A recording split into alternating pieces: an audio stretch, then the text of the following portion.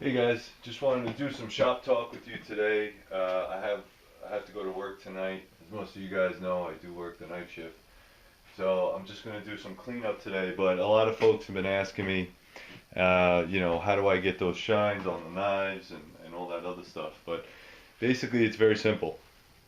Uh, when you create a knife, all right, I'll just take this one for instance. When you create a knife, you're gonna have scratches on it. All right, I'll show you some of my other production knives.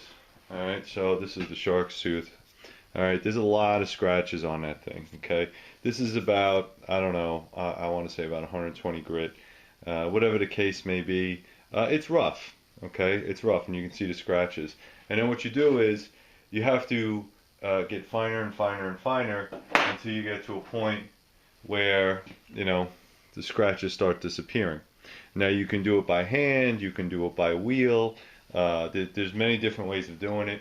I'm not a big fan of mirror finish. I was talking to a good friend of mine yesterday, Hillbillies in the Bush. He was a knife maker for a long time ago. So he was giving me some pointers. That's what you call the mirror finish. Okay. Um, and the deal is that um, heat treat has a lot to do with it. You're not going to, you don't want to go all the way to 400 grit on a knife and polish to go to heat treat. You basically want to go to 220. So if you start at 36 for your cuts, if you go to then maybe like an 80 or 100 grit, and then you finish up at 220, you should probably get something that looks like this. All right, it still has scratches in it. It's not a big deal, but you get all your refined buffs out. You get all your stuff cut and finished and cleaned, and then you send it off to heat treat. Now, when you get it back from heat treat, what's going to happen is it's going to have slag. It might be a little yellow, a little brown, and you got to get all that crap off. And then once you get all that stuff off, you're looking at going back to the 220. Start with that, and then 300, 400 if you want to do mirror.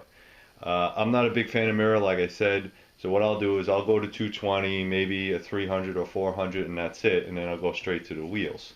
Now, if you are going to be a knife maker, you have to know buffing.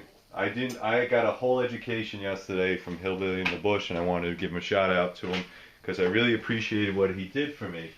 Um, but basically, you could find these things like in Home Depot or something like that. There's a sisal wheel, SISIL, I think it's called, and then you have buffing wheels. And I can go on and on and on with all the different types of wheels and rouges and compounds.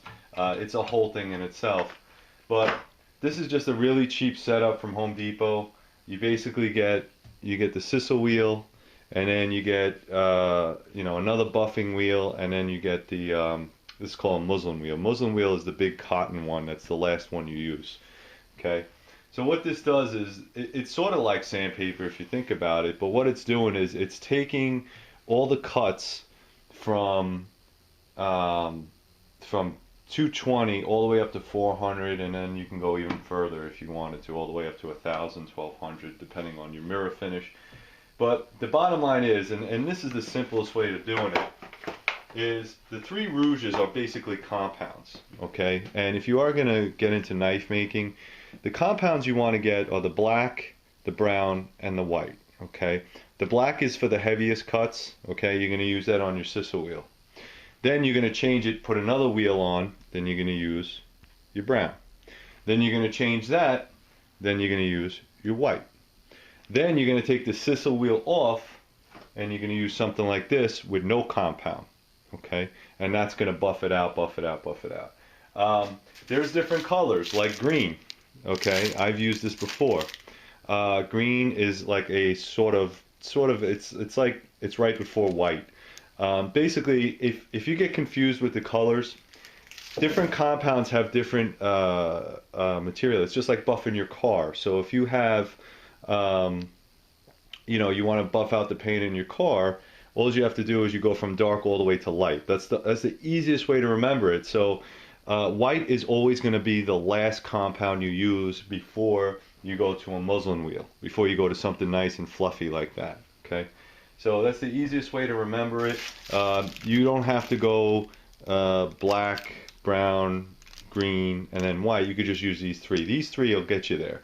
Now, the reason they make different color compounds is because there's different alloys. So if you use brass, if you're trying to buff plastic, if you're trying to buff micarta and stuff like that, that's going to change. You know, it's going to change stuff. This is a combination sander grinder. You might have to make some adjustments on this.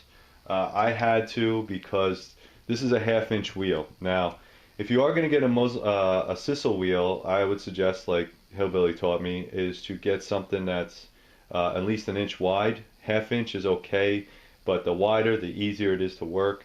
And again, if you're going to use 3 compounds, get 3 wheels. Now, you might see online, you can get them at Amazon, you can get them at Knife Maker or whatever. Inside this internal piece, this is a 1/2 inch. Okay, on my other Grizzly, it's about 3/4. If you get a kit, make sure you get it for the Arbor one that you're looking for. Okay, and it should tell you on there, this is a 1/2 inch horsepower, 1/2 horsepower, whatever, and it should tell you the Arbor size is 1/2 inch. Okay, it says it right on there. And this is a nice machine. All right, it gets the job done. Some things you got to worry about when it goes to buffing is, you know, if you are going to do it, make sure you get the pound stick. These little sticks, it's so easy. I mean, all you're really doing is, you know, you're done. That's all you got to do. And then you buff on the compound, and as you buff on the compound, you buff the knife. Okay, you buff on the compound. Now, when you are buffing, what you don't want to do is stick the knife straight in there. Okay, that's a big no-no, because what will happen is the knife will drag you into it.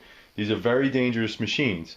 You can get one that's strictly for buffing and the arms go out a little longer, which I kind of like. I kind of suggest that.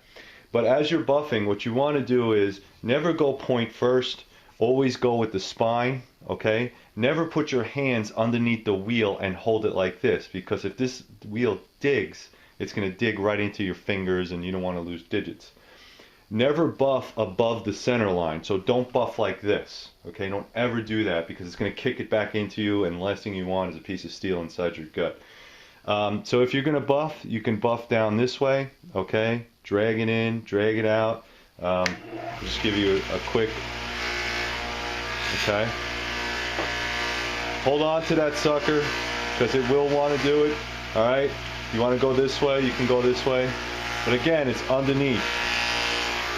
And you got to get comfortable with it, all right? All right, you put a little more on there.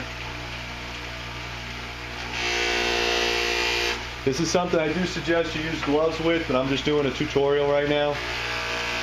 Okay, you don't have to, but, and it will get hot, without a doubt, it will get hot, you know? And that's what you're doing, you're scratching, you're taking out all the buff scratches. You know, you can go in on top, come in on the back, go in on the top, come in on the back, stuff like that, okay? So it's really not hard to do. You know, what you want to do is get nice consistency on that. You know, like I said, go with different colors. The darkest to the lightest is the way you want to go.